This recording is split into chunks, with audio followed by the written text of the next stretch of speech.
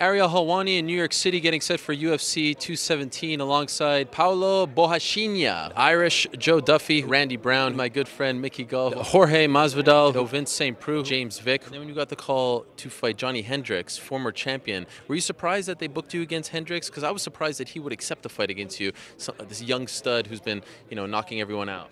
Yes, I'm surprised too, but this proof Johnny Hanks have a great heart. Yeah. He's a true warrior to come here, don't run. So I'm grateful to Johnny Hanks to come here to fight against me. Man is not accept him. Many fighters not accept to fight him. A lot of fighters are saying no to you. They're afraid of you. Yeah, Vito don't want to fight against me. Tim Bolt. So Johnny Hanks accept, and I'm happy about this. He's a tough kid. He's talented. I'm not saying he's not talented. He's a talented dude, but everyone on this line, like I just said to someone else before, everyone on this line has paid their dues. Right. Everyone on this line has been through struggles, ups and downs. Everyone on this line were champions in some organization at some point, right? Right. What has this kid done? You know what I mean? Nothing. He hasn't paid his dues, in your opinion. Paid his dues, and everything is just given to him. He's privileged, and at the end of the day, I've been through it. I've experienced it. You know what I mean? I've been in wars. I've been, I was 7-0 when I came to the UFC. Right now I'm 9-2. These are things. A lot of things that I've faced, he's never faced. A lot of things that all these fighters here has faced, he's never faced. He comes off as this with this arrogance, man. That I just Entitled, maybe. Entitlement. There we go. I just can't stand. I can't stand it. And that same guy that he portrayed himself to be, that he's portraying himself to be right now, if that guy doesn't show up, he's going to get hurt, because that's the guy. I took him very seriously, and that's the guy that I prepared for. He's a little disappointed. He says that, a lot of the lightweights don't want to fight him. Evan Dunham, Dustin Poirier said turned him down. Did you think twice at all? Why are those guys saying no, but you're saying yes? I'm not sure. Obviously, they're in the rankings. They got more to lose. But for me, it's such an exciting matchup. Striking and ground. He's finished a lot. I've finished a lot. We're very similar in that sense. So I think it makes for a great fight. I saw on Instagram you said that you invented the call out. I never said I invented the call-out. See, people change my words. Okay. I'm the reason why the call-out's so mandatory right now. Okay. I brought the call-out back. Okay. I did not invent the call. Okay, I'm not the first. But I took that, and now that's why you heard T. Ferguson go McNuggets. That's why you heard. That's why John Jones called out Brock Lesnar. That's why Cyborg calling people out on Instagram. That's why I'm the reason why every single think of all the call-outs there's been. Yeah. There's been a huge wave of them lately, right? I'm the one who brought that back. All right, That's true. That's fact. I changed the culture a little bit lately. I sparked it up. I'll give you that credit. Yes. Sorry if you were asked this before, but why did you go to Jackson's and how did you like it? No, I loved it. Loved Jackson's. And one of the reasons why I went there is because they've already trained for me a couple times. Okay. So they've been on the opposite side of me. So they know what kind of fighter I was and what kind of fighter I want to be now. Jackson, he's so smart when it comes to that aspect. And then Wink, he's right there with him. Those two put together, then you throw my boxing coach in there. Man, in a year, no, I really believe this. You give me a year with those three, Jackson, Wink, and my box coach, Tony. I don't think anybody beats me on my feet. I don't think anybody beats me in a year. But the goal is beat Wonder Boy on Saturday, and then you're the #1 contender. No, look, I can't just beat him because they'll rob me of a decision. I got to murder him. So the goal is murder him, move on to the title, and then whatever happens, happens, What do you mean by murder him? Murder him, make sure he leaves in the stretcher, because I'm not winning a decision in New York against him, So I got to make sure that he can't walk out of there in one piece, For me, I got the two major, arenas I wanted to fight in. I remember telling myself fighting in Saitama Arena in Japan was a big deal to me. And, then they came over here and they said Madison Square Garden, and I was like, wow, that's another big deal to me. So not too many people can be like, I fought in Saitama Arena and in Madison Square Garden, at the same time. So It feels like it's been a slow go to like kind of crack that top 10 for you, despite all the great performances. Frustrating. Yeah, because these dudes don't want to fight me. They don't want to fight me. I've had a couple of them already turn down fights with me. Who turned down? Evan Dunham, Dustin Poirier. They don't want to fight me. Really? So I've been trolling these guys on social media, on Twitter for months. So I trolled Evan Dunham because I get a text message from Sean Shelby asking if I'll fight him, and then he says, and I said, yeah, absolutely. Then I start trolling him because he won't reply. And then I get a text message from Sean Shelby a few weeks after that talking about Evan Dunham won't fight you, said he's willing to sit out. So, they're willing to sit out. Then he asked me, well, we're going to ask Poirier if he'll fight you. And then a week after that, Poirier takes the fight with Pettis. And I called out Pettis, I called out Gaethje, I called out Average. I was talking all types of shit. And they act like they don't even know who I am. They don't want to acknowledge it. I mean, my UFC record's better than all y'all's. You know exactly who the hell I am. They just don't want to fight. And the UFC, at this point, it's really not the UFC's fault. They can't put a gun to their head and make them fight.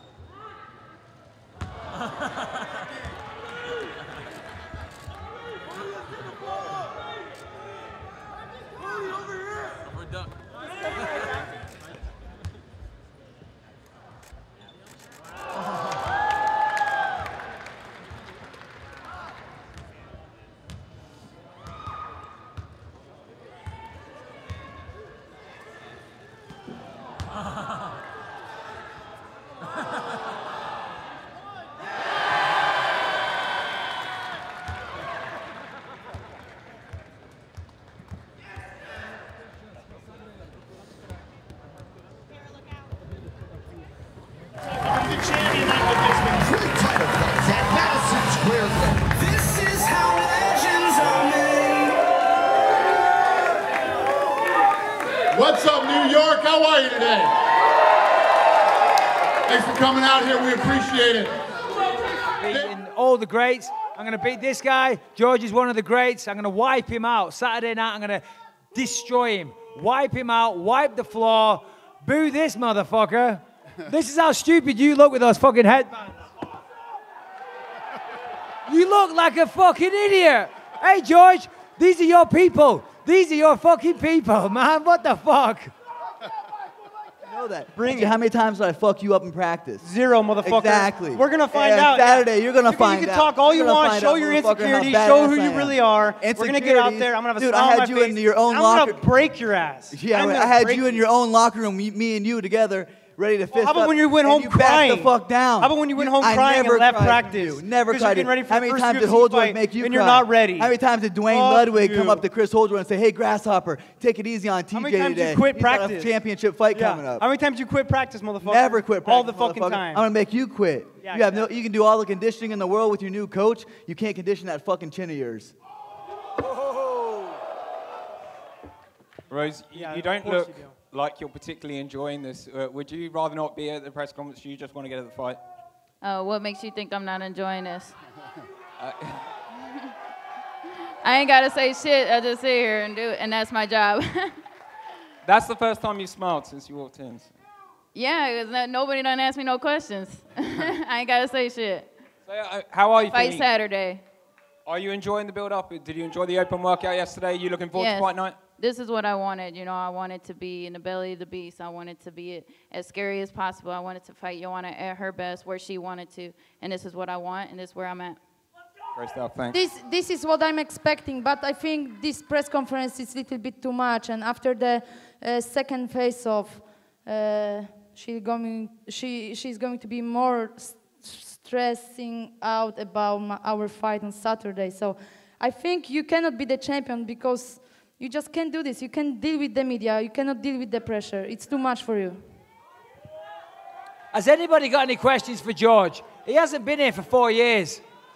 Or does no one give a fuck? I don't think anyone gives a fuck, George.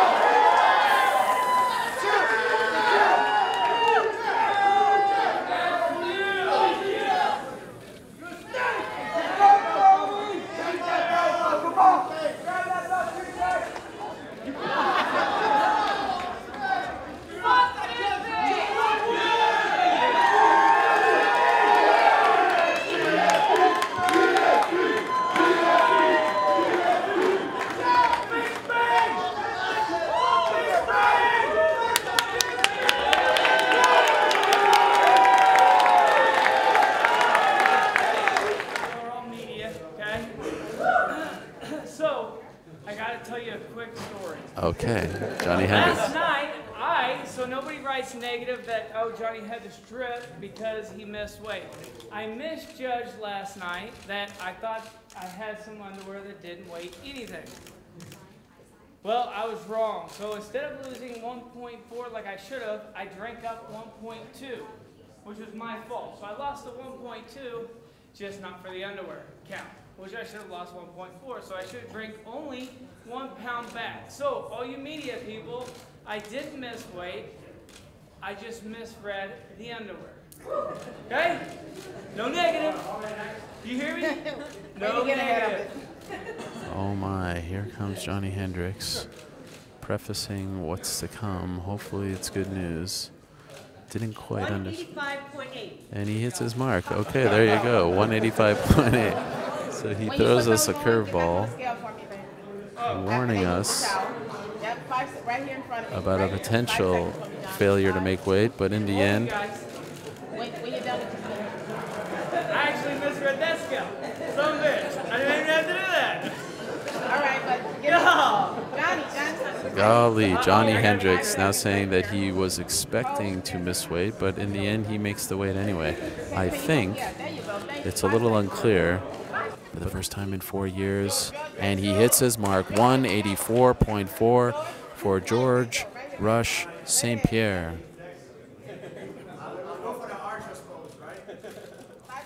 And look at this, what a moment, what a time. George St-Pierre posing for the fans in attendance, appears to be in great spirits. Here she is, Joanna Jędrzejczyk, The strawweight queen of the UFC, one of the greatest of all time when it comes to women's MMA. She steps on the scale. She is undefeated as a pro. Here we go. She puts the #1 up, always very confident, and she hits her mark. That's 115 for Joanna Jędrzejczyk with just 5 minutes to spare. Looking to make history on Saturday night, hoping to tie Ronda Rousey's title defense record. And she just said it herself, making history tomorrow night. Poland's own, the pride of Poland, Joanna Jędrzejczyk. Rose Namajunas stepping on the scale. What an opportunity for her. Getting a chance to fight for the UFC strawweight title for the second time. Remember, she was in the finale of The Ultimate Fighter against Carla Esparza. She steps on the scale. She hits her mark. That's 114 for the young woman they call Thug Rose.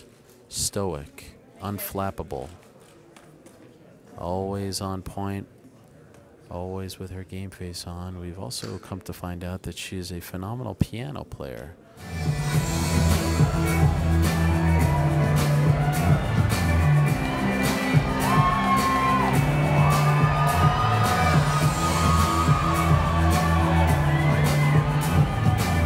Boogie Woman is coming tomorrow, and she doesn't know what's coming. 6 title defenses. I will tie Ronda Rousey's record, break the record of 7 fights. And I have a surprise for you guys. Don't blink tomorrow. Believe me, I put on such a great camp. Boogie Woman is coming for you, Rose. The Boogie Woman, ladies and gentlemen. First of all, George, welcome back. Thank you. I'm so happy to be here, guys. Thank you for the support. Oh, yeah. What does it feel like to be back? And what does it feel like to be preparing after 4 years out of the octagon to fight for the middleweight title tomorrow night?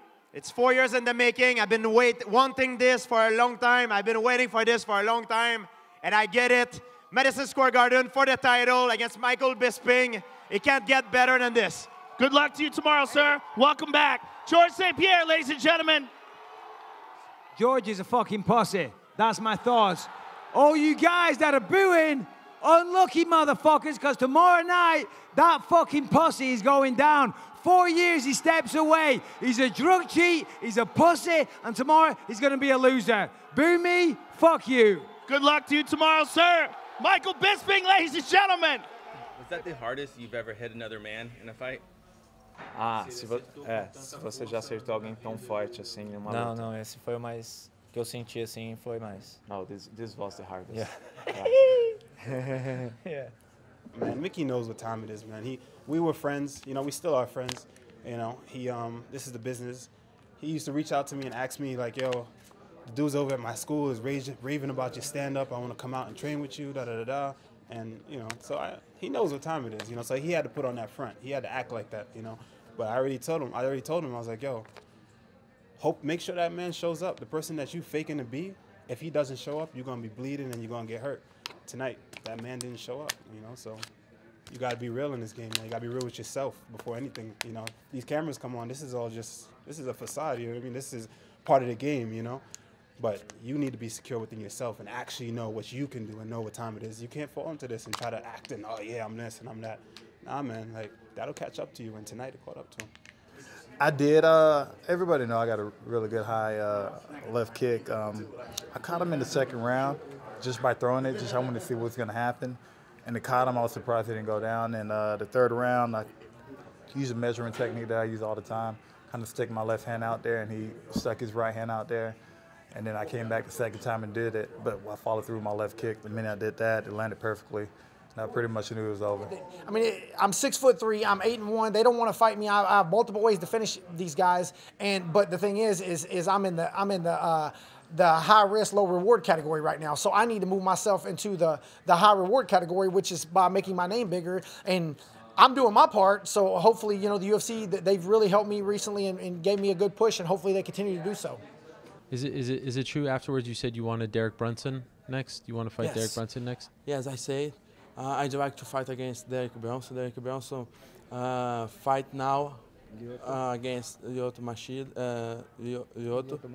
Machida in Brazil, and we have a time to train and fight. Derek Brunson wants. I can fight against him.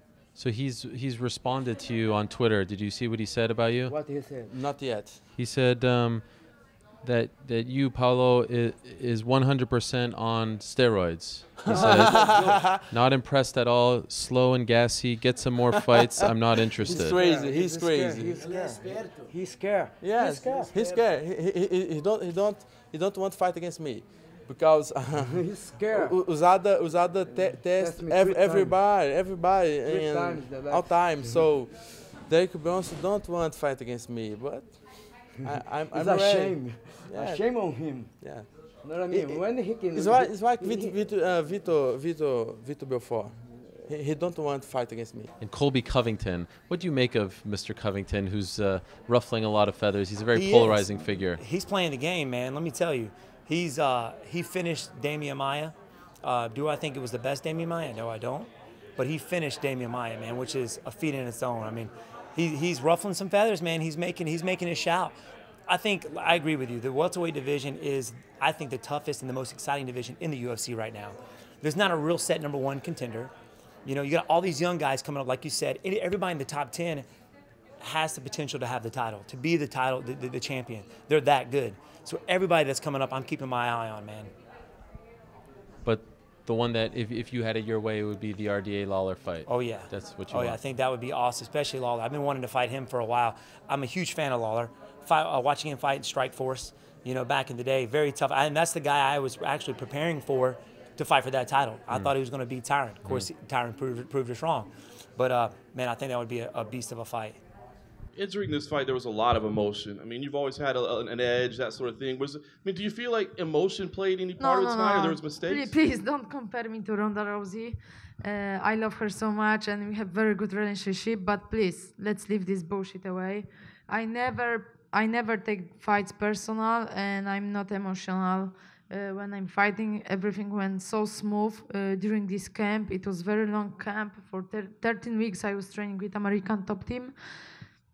You know, just big surprise, and this is what happens. Big congrats to Rose. I'm happy for her, but I will be back stronger. You know, it was not personal. This is what happened. The things which happened before the fight have nothing to do with this fight. It was a good. She cut me off. I really don't know what happened, but it's the fight, you know. We take this risk. After the fight, you said to Joe Rogan, "This belt doesn't mean anything. Be a good person." Yeah. So now that you're a champion and you can reach a greater audience, how do you want to get that message through? Well, for one, I think that mixed martial arts has been, you know, there's just been a lot of trash talking and things like that, and just people that I feel like, you know, aren't really being true to themselves or being honest, you know. And I don't know, maybe that's just, you know, what they feel they need to do to entertain things. But I'm just kind of sick of it. I'm sick of all the hate and you know, anger and stuff like that going into, you know, I feel like we have a duty as, you know, fighters to try and be a better example. You know, martial arts is about honor and respect. You know, it takes a lot of courage to get in that cage, and you know, no matter who you are. So, yeah, I just want to try and set an example in that way, and then, you know, just the rest of the world too. I think that there's a lot of, you know, negativity out there. Everywhere you look is just negative all the time, and I'm just trying to be that positive light as much as possible. You know, I mean, I'm not perfect either, but maybe this will. You know, we'll figure out a way to make this world a better place. I am the better fighter out there. You know, he was able to capitalize on a low left hand, a right hook. You know, hats off to TJ. You know, he battled back, you know, from losing his title, and he was a hungry man. But I still am the better fighter in there, and I'll show that in the rematch. I had nearly a year layoff, you know, and that was the most trying period of my time to be able to come back and battle through injury and stay healthy and injury-free this whole entire camp. I just want to give a huge thanks to my coaches and my teammates at Team Alpha Male for sticking behind me, always supporting me, get me the best prepared that I can for November 4th, you know, through everything that we've been through in the past year. We was able to go from unranked to world champion the same year, and then, you know, then we got hurt, we got injured. But they stuck beside me. They believed in me. They showed me support and love, and I'll be forever grateful for that. You know, this is going to be a learning experience for me. I have to have a short memory in this game, you know, win or lose, and that's it. I'm excited to, you know, get back on, you know, that hard work. I'm never fearful of losing. You know, I'll go out there and live and die by the sword, and I'm willing to put the work in that needs to be to, you know, obtain the goal that I set out to do. You know, I'm not gonna, you know, die with dreams. I'm gonna die with memories. You know, this isn't gonna stop me from chasing a dream that I really saved my life since a young child. Was what I wanted to be as a world champion. And I've been here before. I've lost a lot in my life, you know, and I feel like if this is the worst thing that happens in my life, then I live a really good life. I have so many blessings coming to me. My wife is, you know, carrying our unborn child. We're expecting in March, so super thankful and happy for that. I can't wait to hold the little guy. And, you know, I have my book coming out, The Pact. I hope that, you know, can go around the world and just motivate, inspire, you know, and people, you know, from me and Maddox's story. And this is it, where I come from, you know. It's about dreaming, holding on to a dream no matter what. You know, I'm just forever grateful to have my health. You know, I'm healthy, I'm not hurt, and I'll bounce back from this. This is just a learning experience for myself. Mighty Mouse. Cody spent a lot of time up there talking about how he wants a rematch. Are you willing to give it to him? I just finished him in the second round. He doesn't deserve a rematch. You know, he's very new in this this sport. He needs to work his way back up. You know, I should have got a rematch after that Cruz fight. You know, very close split decision that I thought I won. And I did not get it. It took me a year and a half, well, actually almost 2 years to get it, you know. So, yeah, I think he's going to have to definitely build himself back up. And you talk about, you know, you want to fight DJ, but if he declines, if he doesn't take that fight, you're not going to give Cody the rematch. Who's up next? We'll see what happens with Dominic Cruz and Rivera. You know, it's a tough fight. You know, I think Cruz has got his hands full with that fight. But Demetrius can't run from this one. This one's too big. He broke his record. He got to pat himself and break his record. Now let's make some money. He's talking about how he wants those 7-figure fights. Well, this is it. Step up, be a man of your word, and let's get this fight going. You know, he's a very cerebral fighter. He's smart. You know, him and his coach. So I know it's a very tough fight against me. Cody said that he respects you as an athlete and as a fighter, but that he still feels the same way towards you as a person. Yeah. How about yourself? How do you feel about Cody right now? I mean, has anything changed? I respect him as a fighter as well. You know, I mean, I do not appreciate. I mean, me or my family. You know, as you can see, my brother got very emotional after the fight. Have not appreciated the accusations and just the crap talk and trying to diminish my name and who I am. You know, so you know that's one that I won't ever forgive him for. You know, but I do respect him for being a great competitor, and I'm sure we'll see him again. But, yeah, he's lost a lot of my respect. He lost all the respect from my family. Mike, this was obviously GSP's first middleweight fight. Did he feel like a middleweight in there to you? No, yeah. He looked like one as well. He looked huge. I said going into this, I said he'd probably be the stronger man. You know, he's one of those types of guys. He's a consummate professional. So, no, he certainly felt like a middleweight when he had his arms wrapped around my neck. Is there anything about George that surprised you tonight? No, other than that left hook, no. You know, I mean, to be honest, the fight went as I expected. I felt like I was reading him. You know, I'm not trying to take away from him. He did fantastic. He was a better man than me tonight. He got the job done. But yeah, you know, he wasn't really hurting me with any shots. You know, so maybe.